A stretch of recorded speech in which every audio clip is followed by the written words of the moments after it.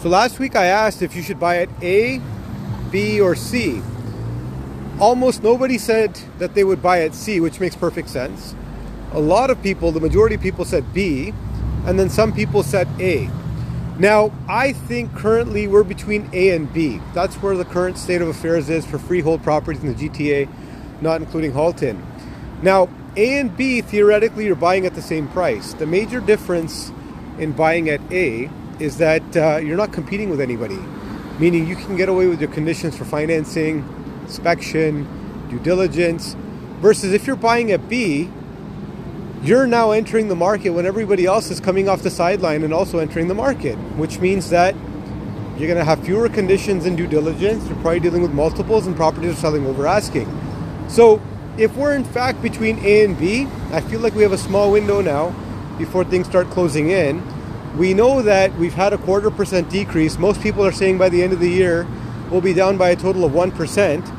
And should that happen, if July looks positive and September looks positive, a lot of the people that are on the sidelines right now will enter the market.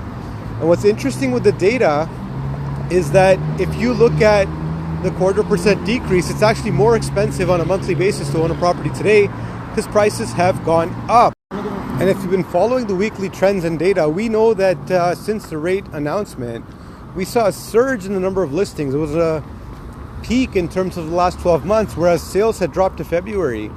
But since then, the week following that rate drop announcement, we saw another week where we had an influx in the number of listings. But this week that just passed, we saw a sharp decline. We also saw a decline in the number of sales. So when supply and demand start following the same direction, prices start stabilizing. And that's what we're seeing in the marketplace now. So if I was in the market for a property today, I think I'd be buying a property right this moment. I don't know if I'd wait for everybody else to start thinking that things are correcting, and then you see a surge of people entering the market.